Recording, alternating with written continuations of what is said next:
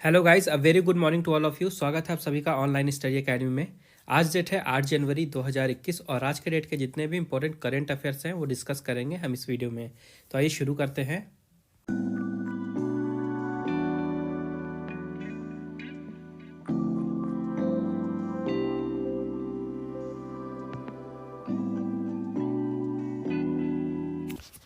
तो आज की पहली न्यूज़ है, Ajit Doval led Indian delegation in the annual strategic dialogue between India and France.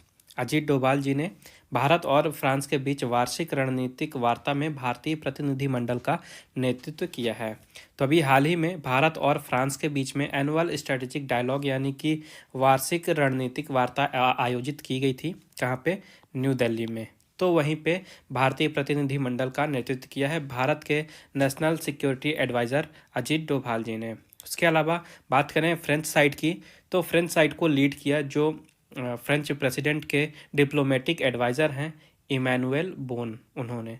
और इस वार्ता में, इस डायलॉग में दोनों ही देशों के बीच का बायलैटरल इश्यूज़ है और जो वैश्विक स्तर पे इश्यूज़ चल रहे हैं उनके बारे में डिस्कशन किया गया।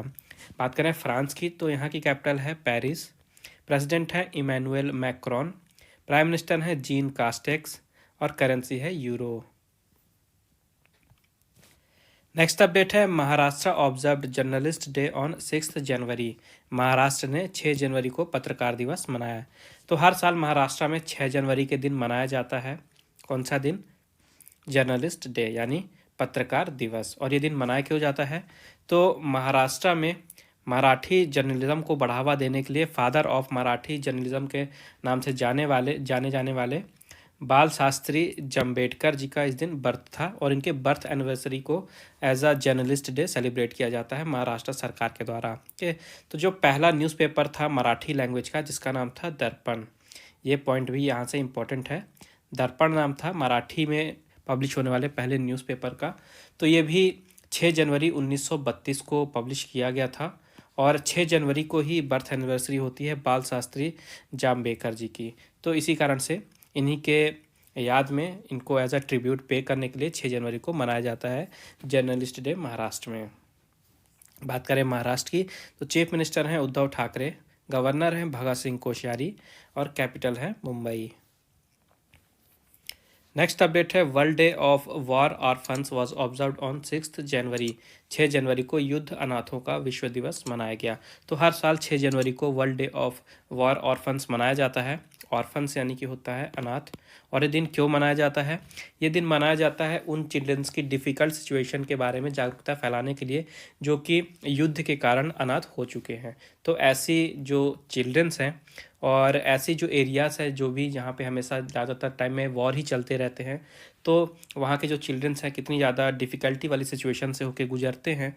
तो उनके चिल्ड्रंस की जो भी सिचुएशंस हैं उनके बारे में जागरूकता फैलाने के लिए और जो वहाँ के चिल्ड्रंस हैं उनकी केयर करने के लिए, जागरूकता फैलाने के लिए ये दिन मनाया जाता है। नेक्स्ट अपडेट है, TRIFED and Akhil Bharatiya Vanvasi Kalyan Ashram signed MOU to establish tri food parks in Madhya Pradesh. TRIFED और अखिल भारतीय वनवासी कल्याण आश्रम ने मध्य प्रदेश में ट्राई फूड पार्क की स्थापना के लिए समझौता ज्ञापन पर हस्ताक्षर किए हैं। तो जो ट्राइफेड है इसका फुल फॉर्म है tribal cooperative marketing development federation of India और ये काम करता है मिनिस्ट्री ऑफ ट्राइबल अफेयर्स के अंडर में। ओके, तो ये जो पार्क हैं ये मध्य प्रदेश के 5 डिस्ट्रिक्ट में इस्टेब्लिश किए जाएंगे। और इनका काम क्या होगा? तो जो भी वन धन केंद्र हैं यहाँ से रॉ मटेरियल खरीदे जाएंगे इन पार्क के द्वारा और उसके बाद उनको प्रोसेस किया जाएगा और पूरे जो अलग अलग स्टेट है पूरे भारत भर में वहाँ पे जो ट्राइब इंडिया आउटलेट खोले गए हैं उनके थ्रू उन प्रोसेस्ड आइटम को बेचा जाएगा। तो इससे होगा क्या, जो ट्राइबल्स हैं, जनजाति हैं, उनकी इनकम को और भी ज़्यादा बढ़ाया जाएगा और ताकि उनके जो जीवन यापन है उसमें और भी ज़्यादा सुधार हो सके। तो इसी कारण से मध्य प्रदेश के 5 जिलों में ये ट्राई फूड पार्क की स्थापना की जाएगी। तो बात करें ये अखिल भारतीय वनवासी कल्याण आश्रम क्या है, ट्राइफेड तो आपको बता दिया। और ये जो अखिल भारतीय वनवासी कल्याण केंद्र है ये एक ऑर्गेनाइजेशन है जो कि 1952 से लगातार मध्य प्रदेश, छत्तीसगढ़ और झारखंड में जो जनजातियां रह रही हैं, ट्राइबल्स रह रहे हैं, उनके लिए, उनके वेलफेयर के लिए लगातार प्रयास कर रहे हैं। बात करें मध्य प्रदेश की, तो यहाँ के चीफ मिनिस्टर हैं शिवराज सिंह चौहान, गवर्नर हैं आनंदीबेन पटेल और ये मध्य प्रदेश के साथ ही साथ उत्तर प्रदेश की भी गवर्नर हैं और मध्य प्रदेश की कैपिटल है भोपाल। नेक्स्ट अपडेट है Rashtriya Kamdhenu Aayog announced to conduct online exam. Rashtriya Kamdhenu आयोग ने ऑनलाइन परीक्षा आयोजित करने की घोषणा की है। तो ये राष्ट्रीय कामधेनु आयोग है क्या? तो ये एक बॉडी है जिसे 2019 में सेटअप किया गया था भारत की सरकार के द्वारा, जो काऊ है यानी कि गाय है उनके वेलफेयर के लिए। इनका काम होता है, राष्ट्रीय कामधेनु आयोग का काम होता है जो गाय हैं उनको प्रोटेक्ट करना, उनको कंजर्व करना और उनके विकास के लिए कार्य करना। तो इसीलिए राष्ट्रीय कामधेनु आयोग को सेटअप किया गया था भारत सरकार के द्वारा।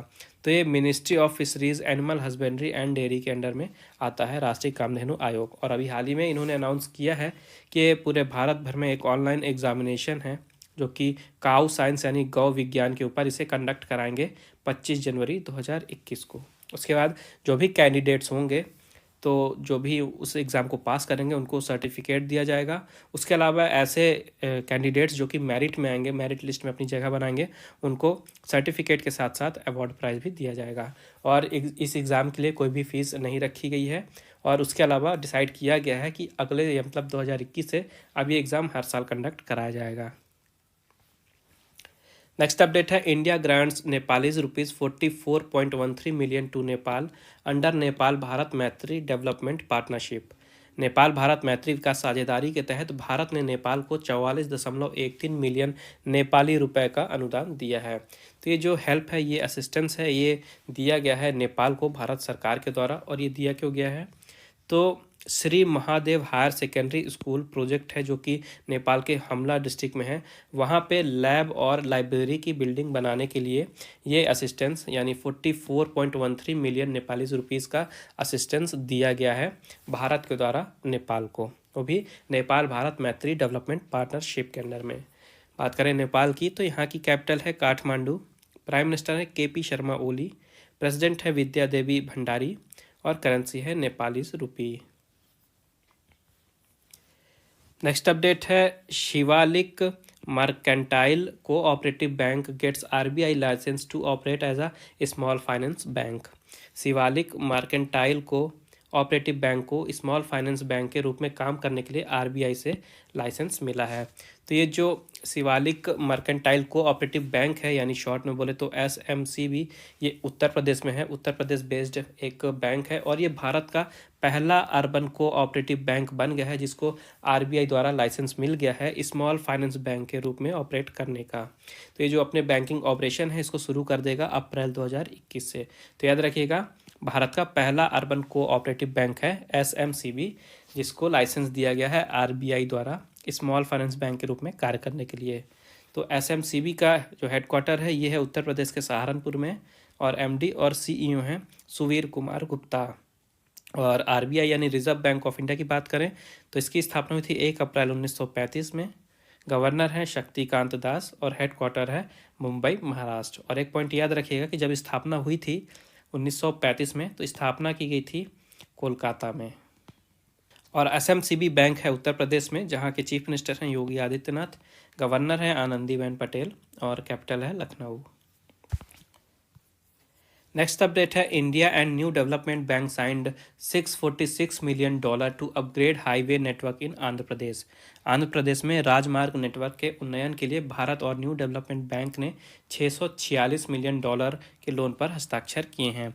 तो ये जो एग्रीमेंट है ये साइन किया गया है भारत सरकार और न्यू डेवलपमेंट बैंक यानी जिसे हम ब्रिक्स बैंक के नाम से भी जानते हैं उनके बीच में।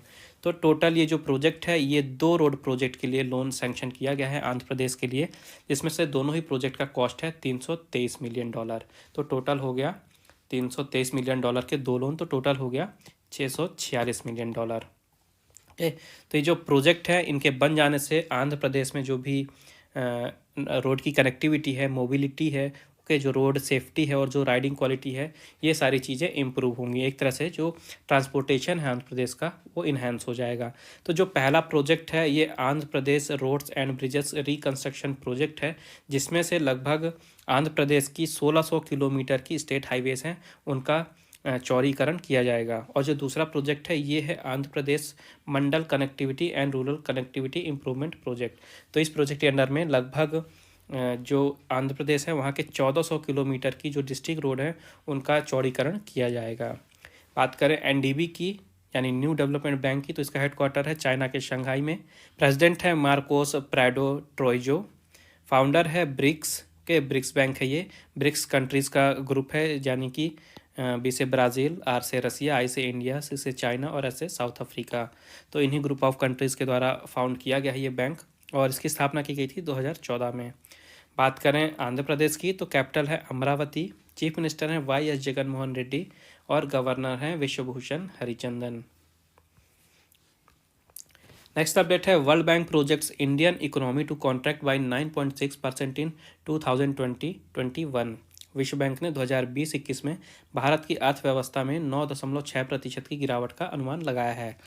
तो अभी हाल ही में वर्ल्ड बैंक ने एक रिपोर्ट प्रकाशित की है जिसका नाम है ग्लोबल इकोनॉमिक प्रॉस्पेक्ट्स रिपोर्ट। ये याद रखिएगा, रिपोर्ट का नाम भी इम्पोर्टेंट है। Okay, global economic prospects report.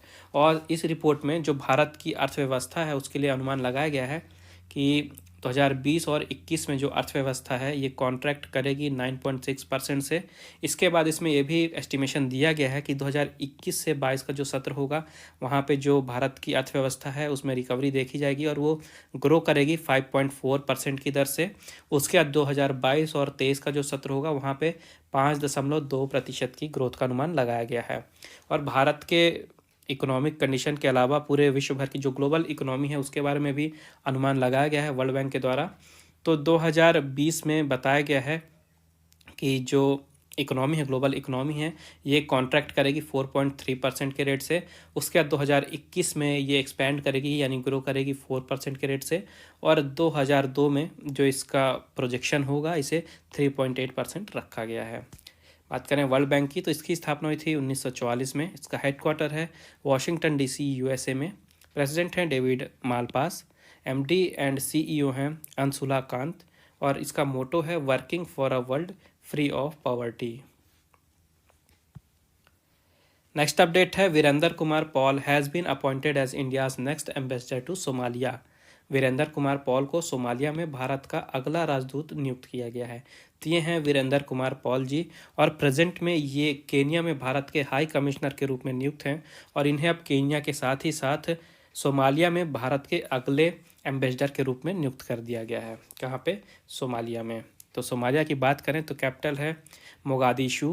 Prime minister है मोहम्मद हुसैन रोबल। प्रेसिडेंट है मोहम्मद अब्दुल्लाही मोहम्मद और करेंसी है सोमाली शिलिंग। नेक्स्ट अपडेट है Alexander Ellis has been appointed as British high commissioner to India. अलेक्जेंडर एलिस को भारत में ब्रिटिश उच्चायुक्त नियुक्त किया गया है। तो ये हैं अलेक्जेंडर एलिस और अभी हाल ही में इन्हें भारत में ब्रिटिश हाई कमिश्नर यानी कि ब्रिटिश उच्चायुक्त के रूप में नियुक्त किया गया है और ये जगह लेंगे फिलिप बार्टन की। और ब्रिटेन से ही एक और अपडेट है आप लोगों के लिए। जो ब्रिटिश प्राइम मिनिस्टर हैं, ओके, ब्रिटिश प्राइम मिनिस्टर कौन है? Boris Johnson. तो कुछ ही दिनों पहले मैंने आपको पढ़ाया था कि जो इस साल का 26 जनवरी होगा यानी गणतंत्र दिवस होगा वहाँ पे एज अ चीफ गेस्ट आने वाले थे बोरिस जॉनसन जी। लेकिन अभी आपको सभी को पता है कि जो कोविड-19 है उसका नया वेरिएंट आ चुका है, जो उसका म्यूटेंट वेरिएंट है कोविड-19 का।